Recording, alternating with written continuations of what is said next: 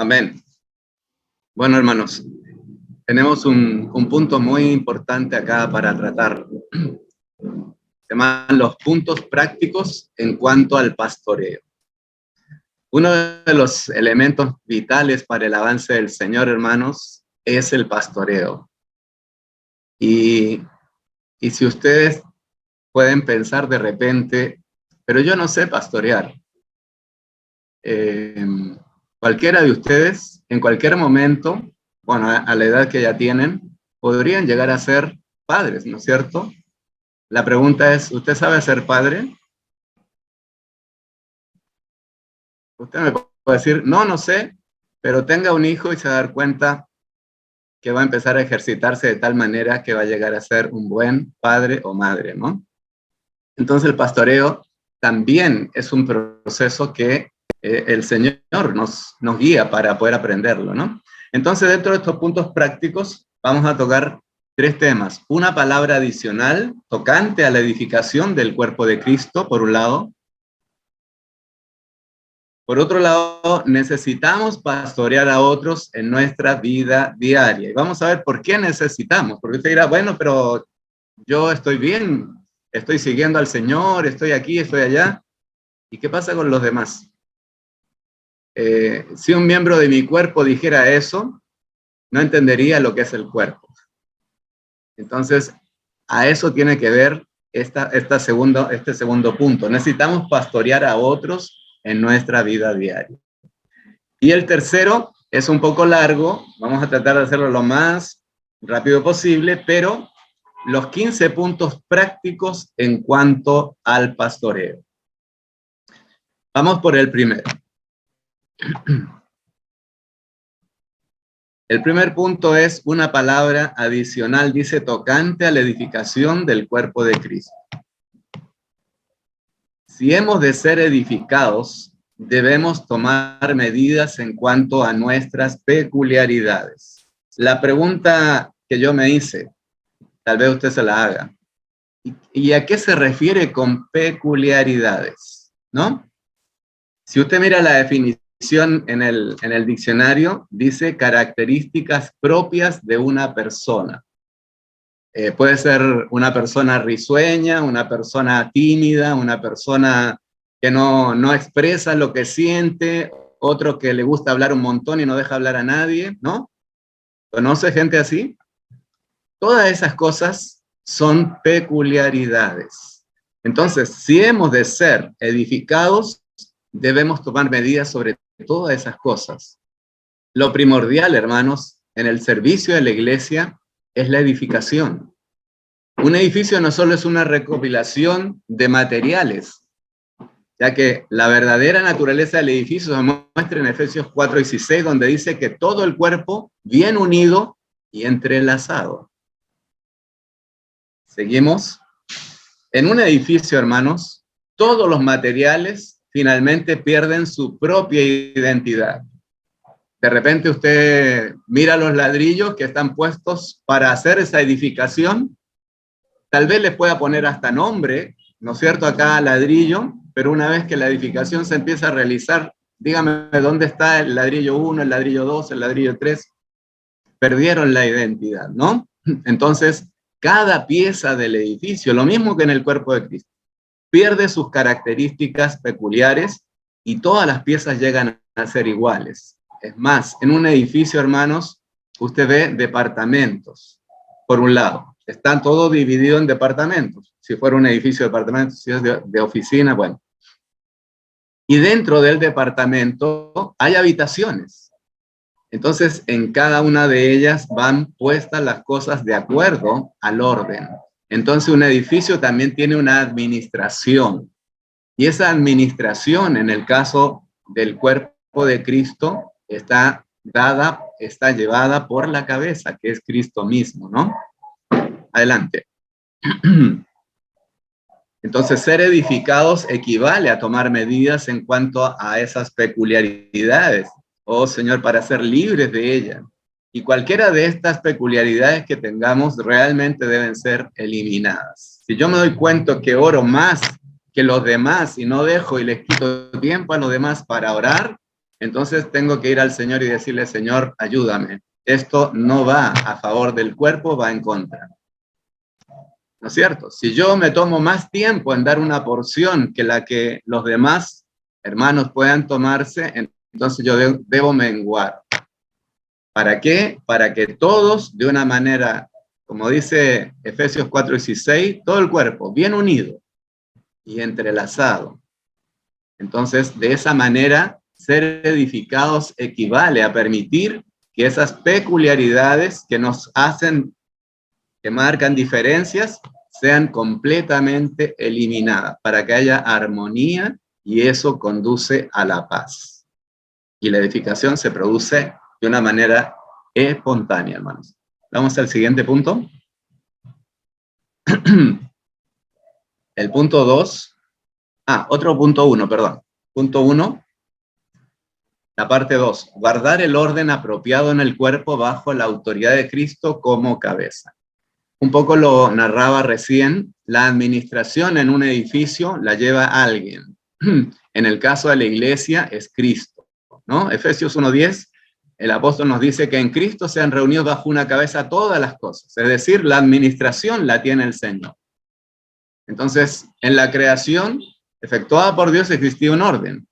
Ahora, la caída produjo todo un desorden, ¿no? Y en vez de ser algo elevado, se transformó en algo plano. Y vamos a ver por qué se transformó en algo plano, algo que se arrastra. Vamos adelante. La iglesia es el cuerpo de Cristo, hermanos. Un cuerpo no solamente es horizontal, sino también es vertical. También es el edificio de Dios, y todo edificio es algo vertical, no solamente horizontal. Y los edificios más útiles son los altos. Entonces, la edificación que el Señor está llevando a cabo es un edificio alto. ¿Continuamos? Edificar algo es hacer que se levante verticalmente. Entre más vertical es una iglesia local, más fuerte es. Y estos son puntos importantes. Después le vamos a hacer llegar este material, hermanos, para que ustedes lo revisen. Cualquier cosa que sea vertical debe tener un orden apropiado. El Señor no pone a los miembros de su cuerpo en una posición ni muy alta ni muy baja. Por el contrario, Él nos ha colocado a todos en el lugar apropiado. Lo dice 1 Corintios 12, 18 y 28. Con la caída del hombre, Satanás, la serpiente que es plana, llevó a que cada sociedad mundana sea una serpiente plana, arrastrándose sobre la tierra sucia. El Señor vino a la tierra para edificar la iglesia y elevarla, de acuerdo al diseño que el Dios triuno planeó, poniendo a la serpiente bajo sus pies, la iglesia. Con esto terminamos el punto 1 y vamos al punto 2. El punto 2 nos dice: necesitamos pastorear a otros en nuestra vida diaria. Y vamos a ver por qué, hermanos. Primero, el pastoreo es la necesidad de mayor exigencia en la iglesia. Nada exige más que el pastoreo, ni siquiera la predicación del evangelio, que es muy importante para la expansión. Se necesita la edificación. Pero ¿y qué sacamos con predicar, la predicación? ¿Qué sacamos con predicar si luego no hay nadie que pastoree a los nuevos? Entonces, tal como en la crianza de un hijo, todo lo relacionado con el pastoreo no depende de nosotros, depende de los nuevos. Cada miembro en la iglesia tiene la capacidad normal de pastorear a las personas, y esto tenemos que creerlo, porque lo dice el Señor. En el cristianismo se contrata a un pastor para que pastoree una iglesia. No estamos hablando de esto, hermanos. Vamos adelante. Criar un hijo no implica tener un talento especial, como lo decía Ana, sino que es un talento dado al nacer. De la misma manera, por medio del nacimiento espiritual, cada miembro en la iglesia posee el talento de pastoreo. No es algo que solamente algunos superdotados lo hacen, no. Todos los hermanos tenemos la capacidad. Entonces, a fin de ser miembros apropiados y normales de la iglesia en el recobro del Señor, necesitamos edificar una vida diaria del Evangelio y también necesitamos acudir al Señor para que nos muestre quién debe estar bajo nuestro cuidado para pastorearlo. Si estas dos cosas se edifican en la iglesia, tendremos una iglesia normal y apropiada. Y esto es precioso, hermanos. Y vamos al siguiente punto. El punto 3. Es un poquito largo, pero hermanos, son las características. Estos 15 puntos prácticos es lo que tenemos que tener presente para este pastoreo. Por ejemplo, si usted dijera, ¿y qué tengo que hacer para ser mamá? Bueno, usted engendró su hijo, qué sé yo, ya, ok, nació. ¿Qué es lo primero que tiene que hacer? Tiene que cuidarlo, tiene que darle de mamar, etcétera, etcétera. Todo lo que usted sabe, yo no tengo que explicar eso. Cuidado que se le fue, hermano. El punto 3. Entonces, comenzamos con los 15 puntos. El primer punto práctico en cuanto a este pastoreo, primero, no ser rápido, sino pasar el tiempo adecuado para pastorear a las personas. No tratemos, lo llamo así como por cumplir se supone pastorear. No, tiene que darle tiempo a las personas. ¿Puedes pasar, por favor? No debemos ser rápidos en este pastoreo, como les decía. Nuestra manera de ser rápida deberá ser eliminada. No podemos pastorear a alguien hablándole unos cuantos minutos. Eso es por cumplir, no es lo que el Señor necesita. Entonces, tenemos que estar preparados para pasar tiempo suficiente con las personas. La segunda característica es ser positivo y no ser descuidado. Aunque no debemos ser tan rápidos, debemos ser muy positivos. Con frecuencia, hermanos, las personas que son positivas son rápidas, mientras que las personas lentas son pasivas, incluso descuidadas e indiferentes. Pero la característica que tiene que tener este pastoreo es ser positivo y no ser descuidado. Vamos adelante. Tenemos gran necesidad de que la cruz opere en nuestra manera de ser, hermanos, a fin de pastorear conforme al estándar apropiado, es decir, siendo muy positivos, aunque no muy rápidos. Tercera característica, escuchar a los demás a fin de conocer sus verdaderas necesidades y situaciones. Fíjense, primero, no ser rápido, es decir, tomarse el tiempo adecuado. Segundo, ser positivo y no descuidado. Tercero, escuchar a los demás. Hay una frase que me enseñaron cuando yo comencé en mi etapa profesional. Un gringo, en una charla que dio, dijo que para ser interesante, hermanos, primero hay que interesarse en las personas. Si usted quiere que lo escuchen, si usted quiere que reciban la palabra del Señor en este caso, ¿no es cierto? Primero usted interésese por la persona. ¿Cómo estás? ¿Qué tal? ¿Cómo van tus cosas? ¿Cómo van tus estudios? ¿Cómo va tu trabajo? ¿Cómo están tus cosas? Y en la medida que esa relación se empieza a desarrollar, hermanos, esa persona se va abriendo y también se va interesando en que le hablemos. Y ahí viene el hablar del Señor por medio de sus labios. Y ese es el verdadero pastoreo. Entonces, debemos detenernos y escuchar, como dice acá el mensaje, ¿no es cierto? Vamos al cuarto punto. El cuarto punto nos dice visitar a otros sin hablar demasiado. La gran costumbre en el cristianismo es que llegan y ¡pum!, apabullan a la gente y le hablan de un versículo, otro versículo, bla, bla, bla, bla.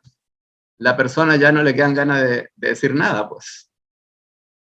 Si no conoce, imagínese, háblale chino a alguien que no sabe chino. A ver cómo se va a sentir. Decir, anda a hablarle a otra persona, ¿no es cierto? No es la forma. Entonces, hermanos, para visitar a otros debemos aprender también a no hablar demasiado. Y esta es la lección más difícil de aprender, hermanos. Menguar. Aprender a menguar y a estar atentos al hablar de los demás. Otro punto importante, no tomar decisiones por otros. Necesitamos ser honestos con los que están bajo nuestro cuidado, pero aún debemos permitir que el Señor nos restrinja para no tomar decisiones por ellos. Si tomamos decisiones por ellos es porque no nos consideramos superiores a ellos, y esa es una falta en contra del Señor. Incluso más que en contra del hermano o la hermana, en contra del Señor. Porque nosotros debemos ser un reflejo de lo que el Señor es, una expresión genuina de Él, ¿no es cierto? Hemos visto el punto en que el Señor debe ser nuestra persona, hermanos. Es difícil entenderlo, pero creo que es nuestra meta. Cuidado, cuidado, cuidado, cuidado. Se nos escapó de nuevo. Bueno, siempre el enemigo intenta distraernos, pero no lo va a lograr. El sexto dice, nunca debemos discutir, este es otro punto muy importante, nunca debemos discutir con las personas, ya sea que estén en lo correcto o incorrecto. Cada conversación es una tentación para corregir a otros, convencerlos o venderles nuestras opiniones y conceptos. Necesitamos evitar todas estas cosas, hermano. Muchas veces a mí me ha pasado, me dicen, hermano, pero mire lo que dice en tal parte de la Biblia. ¿Sí? ¿Y qué entiendes tú por eso?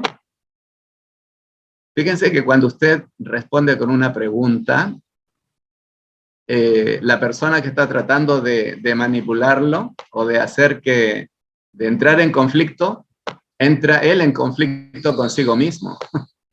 ¿Qué entiendes tú por eso que me acabas de decir? ¿Me lo podrías explicar? Y ahí, plum. Entonces, el Señor nos da herramientas para evitar los conflictos. Tal vez usted tiene la respuesta. Fíjese que el hermano Ron Cangas dio un mensaje y luego respondió, creo que 31 preguntas, no recuerdo la cantidad, pero fíjese que él le llama preguntas, no le llama respuestas, le llama, tiene otro nombre, o sea, él no considera que tiene la respuesta, ¿no es cierto?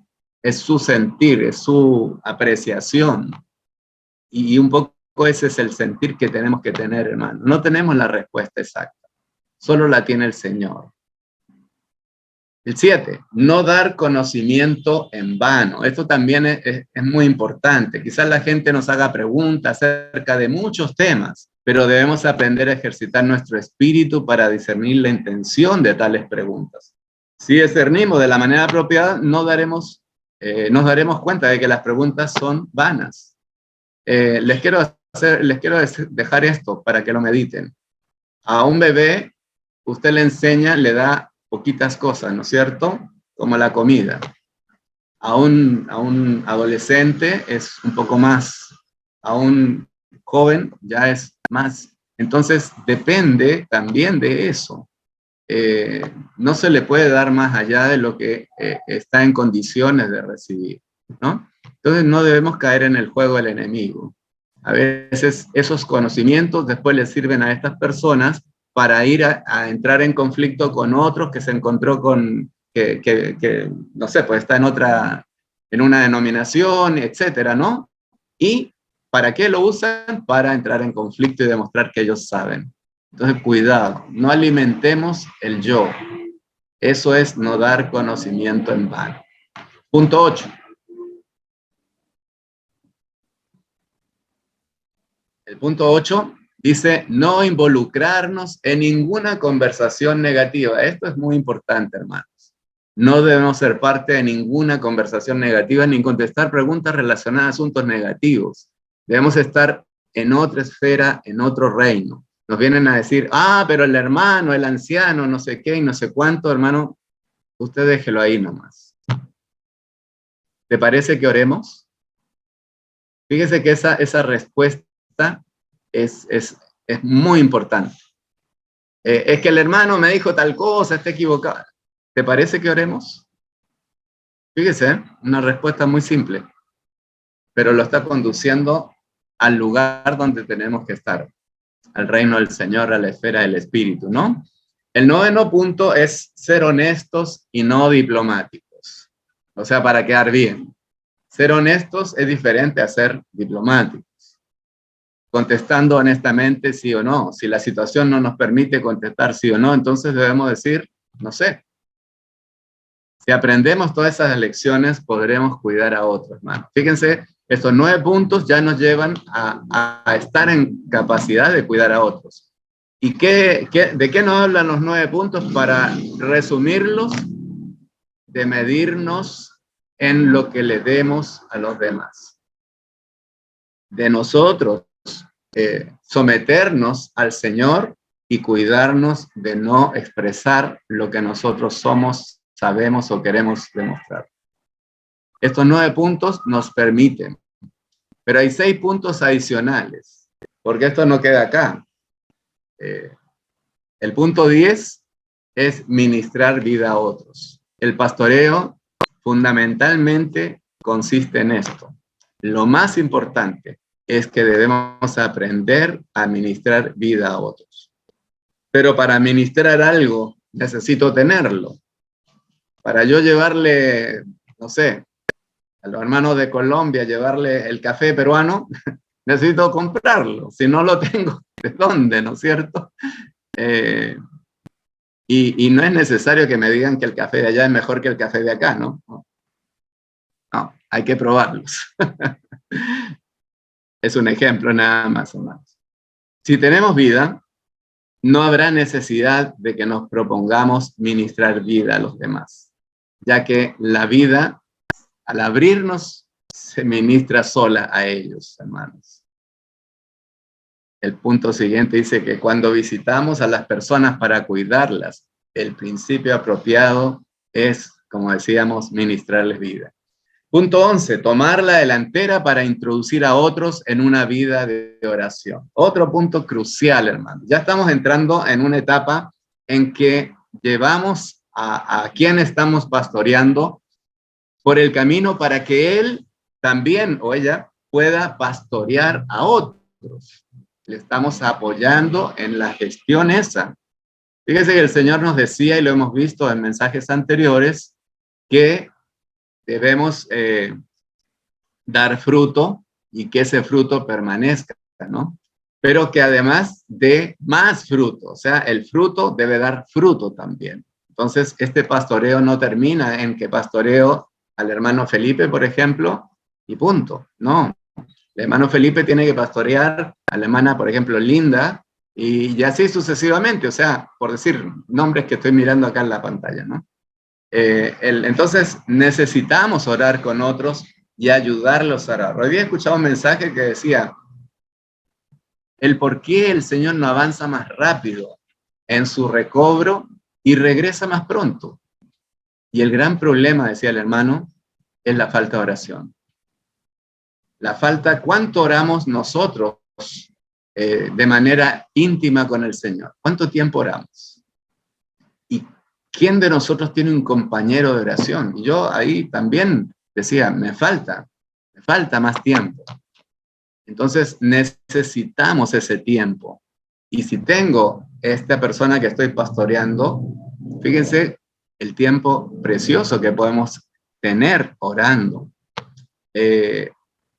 Cosa importante, no tratemos de impresionar a las personas de forma equivocada al querer mostrar que tenemos la manera de hacer las cosas, que somos inteligentes o que lo sabemos todos. Debemos ayudarlas a que pongan su confianza en el Señor y a que dependan de Él en todo. Punto 12. El punto 12 nos dice contactar a las personas con paciencia. Necesitamos paciencia para cuidar a los más débiles. Se requiere paciencia para contactar una y otra vez al que es más débil. ¿Y a qué paciencia me refiero? Que de repente usted lo llama y no le responde. Usted le manda un mensaje y lo bloquean, etc. Esta clase de contacto paciente y continuo pastoreará a las personas. Créanme, no baje los brazos. Si el Señor puso en su corazón pastorear a tal hermano, amén, vaya con él. El Señor le va a ayudar. Punto 13. Perdón, la iglesia crece, dice, por medio del pastoreo. Si predicamos el evangelio sin pastorear, a fin de cuidar a los nuevos, muchos de los recién salvos se alejarán. Es un poco lo que decía antes. El punto 13 es confiar en aquellos bajo nuestro cuidado. Y esto es bien importante, hermano. Dice, debemos aprender a confiar en quienes están bajo nuestro cuidado y contar con ellos. Es decir, debemos tener una comunión apropiada. En cierto sentido, somos padres que nutren a sus hijos. Recuerden el versículo que leímos al comienzo. Pablo dijo, en su momento ya de bastante madurez, que él se gastó a sí mismo y gastó lo suyo, ¿no es cierto? Por amor a aquellos. Entonces, ese es el sentir de este pastoreo. Necesitamos mostrarles que no solamente ellos confían en nosotros, sino que también nosotros confiamos en él. Y esta confianza mutua es de mucho provecho, hermanos, ya que provoca que otros se abran a nosotros, confíen en nosotros y depositen su confianza en nosotros. De esa manera vamos a poder pastorear sus almas también, hermanos. El gran pastoreo, de verdad se lo digo, comienza pastoreando las almas de las personas que el Señor nos ha indicado, interesándonos, como lo dijimos al comienzo. Punto 14, ya estamos terminando. Nunca debemos obligar a nadie a hacer algo. Desde el principio, Dios nunca obligó a las personas a hacer nada. En cambio, les dio la libertad de escoger, libre albedrío. Ni siquiera debemos tratar de ejercer influencia sobre ellas. Nunca debemos hacer sentir a quienes cuidamos que los estamos obligando a hacer algo. Y esto viene muy preciso con el tema que se está estudiando en el avivamiento, ¿no? La necesidad que tiene el Señor de que nosotros colaboremos con Él. Fíjese que la intercesión, el Señor nos presenta en el cuadro con Abraham, Él necesitaba que alguien intercediera para poder actuar por Lot. Fíjense cómo Dios Todopoderoso, Él se autolimita y nos busca para que intercedamos. Lo mismo en este cuadro de pastoreo nos está planteando el Señor. Necesito que te creas esto y lo practiques. Yo voy a hacer la obra. Él peleaba las batallas por Israel. Israel no peleaba nada. Él peleaba por Israel. ¿Quién derrotó a Goliat? ¿Fue David? ¿O fue el Señor? Interesante pregunta. Entonces, eso tenemos que tenerlo presente. El Señor necesita nuestra cooperación. Y el punto 15, con esto terminamos. Tener comunión con otros según nuestra propia experiencia. Cuando yo leí esto, me pareció extraño, ¿no? Pero cuando empecé a saborear lo que decía el mensaje, dice, cualquier comunión que tengamos con los santos queridos debe ser según nuestra propia experiencia. Pablo le dijo a los tesalonicenses, así como también sabéis que hemos sido para cada uno de vosotros como un padre para sus hijos, exhortándoos y consolándoos y dando testimonio. Sin duda, Pablo dio testimonio a los santos de muchas cosas, pero una gran parte de su testimonio debió estar basado en sus propias experiencias. Él no decía vayan y hagan, él hacía primero, hermanos. Y esto es muy importante. Necesitamos tener experiencias personales para ser capaces de dar testimonio a los más jóvenes. Es más, el ministerio nos abre los ojos de que debemos, para ser testigos, debemos tener o ser un modelo para aquellos a quienes vamos a pastorear, hermanos. Entonces, sin experiencia, sin haber vivido lo que el Señor nos da, a esa experiencia me refiero, no a las experiencias del mundo, ¿no? Me refiero a las experiencias que el Señor nos da. Hoy día tenemos una revelación, hermano, 15 puntos, perfecto. ¿A qué experiencia me refiero? A que practiquemos estos 15 puntos. Y cuando usted practique estos 15 puntos, va a ganar una experiencia que la va a poder poner al servicio del pastoreo que usted haga por un lado y que enseñe a hacer a los hermanos a quienes se está pastoreando. Así, el cuerpo se va a ir desarrollando unido, ¿no es cierto? Y entrelazado. ¿Por qué? Porque todos tenemos el mismo hablar que proviene de la administración de este edificio, que es la cabeza, Cristo Jesús. Amén, hermanos.